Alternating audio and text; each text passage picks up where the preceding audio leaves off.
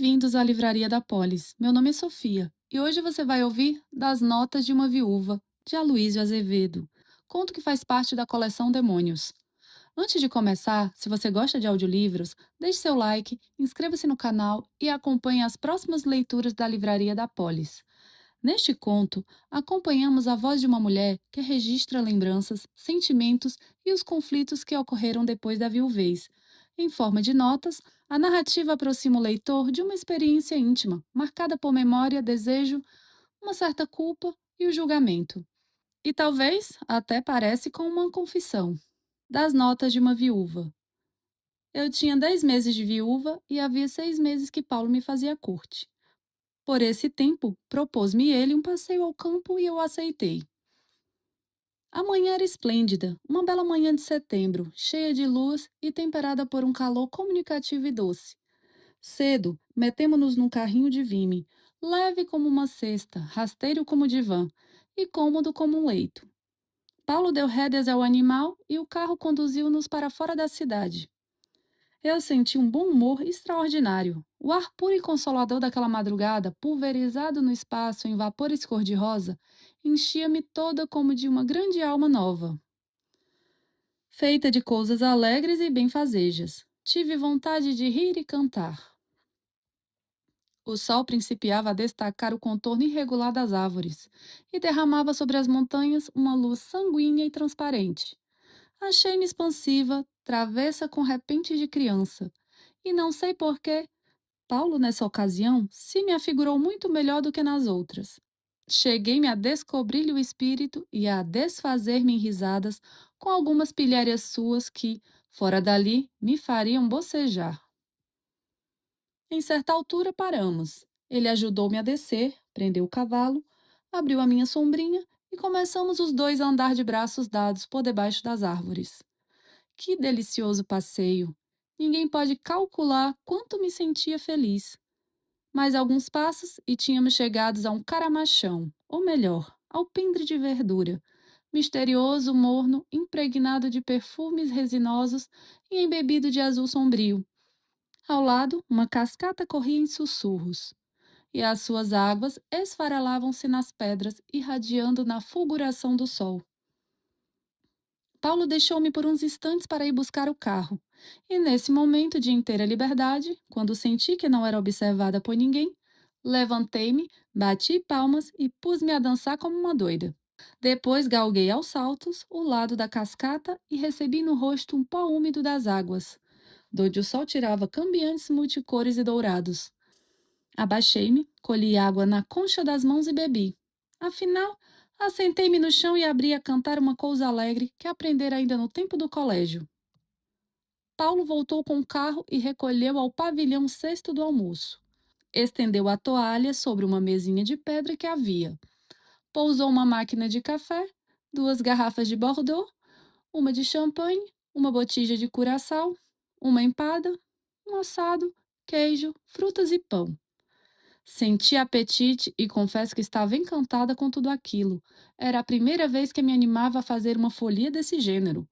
Um almoço ao ar livre ao lado de um rapaz. E Paulo não me parecia o mesmo homem. Descobria-lhe maneiras e qualidades, para as quais jamais atentara enquanto o vira somente nas frias atitudes circunspectas da vida. Notava-lhe agora a distinta estranhice dos pândegos de boa família, criados e animados entre senhoras finas e orgulhosas. Um certo pouco caso fidalgo, e elegante pelas virtudes comuns e pelos vícios vulgares. Um ar altivo e másculo de quem está habituado a gastar forte com os seus prazeres. Uma linha moderna, libertina e gentil a um tempo, feita de extravagância e de bom gosto. E um pouco de viagens, alguns conhecimentos de música, um nada de política, anedotas francesas, algum dinheiro, charutos caros, um monóculo, o uso de várias línguas, duas gotas de mel inglês no lenço, um fato bem feito de casimira cambraia, um chapéu de palha, luvas amarelas, polainas e uma bengala. E o grande caso é que estava um rapagão cheio de gestos largos, de atiramentos de perna e de grandes exclamações em inglês. Assentei-me no banco que circulava a mesa e ele fez o mesmo defronte de mim. Informou-se se eu estava satisfeita com o passeio. Falou em repeti-lo. Era preciso aproveitar o verão. Mas nos domingos, nada. Havia muita gente. E abria garrafas, dava lume à máquina de café, servia-me de mariscos e falava-me do seu amor. Eu contei-lhe francamente as impressões que recebera aquela manhã e mostrei-me contente. Se soubesse, minha amiga, disse-me ele, quanto me sinto bem a seu lado. Nem mesmo me reconheço, creia. Fico tolo só a pensar em nossa futura felicidade, em nossa casa, em nossos. Ia falar nos filhos, mas deteve-se e ficou a olhar-me em silêncio, com os olhos afogados numa grande insistência humilde.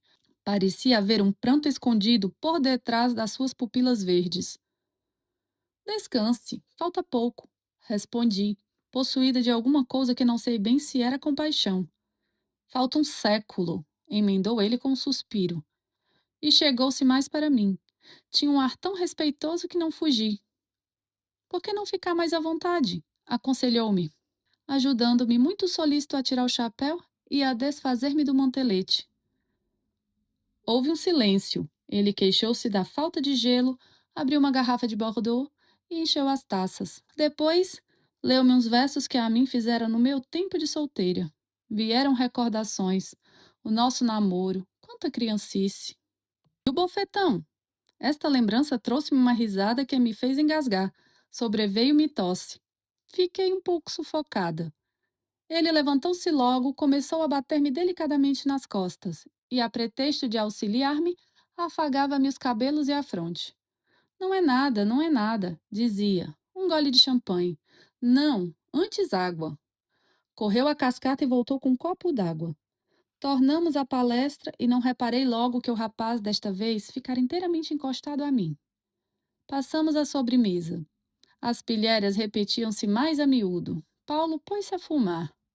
Consenti e disse até que gostava do cheiro do fumo. Ele fez saltar a rolha do champanhe. Sentia-me enlanguecer. Os olhos ardiam-me um tanto e todo o corpo me pedia repouso.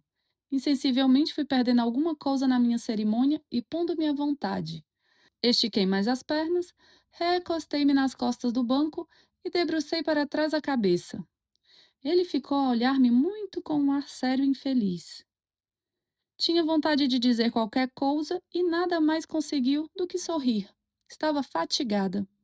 Paulo aconselhou-me que fumasse um cigarrinho, e esta ideia extravagante não me pareceu má.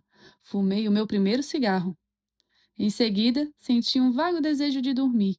Ele serviu o café e o licor. Fez-me tomar antes um pouco de champanhe misturado com Bordeaux. E continuamos a conversar. As recordações de antes do meu casamento vinham a todo instante.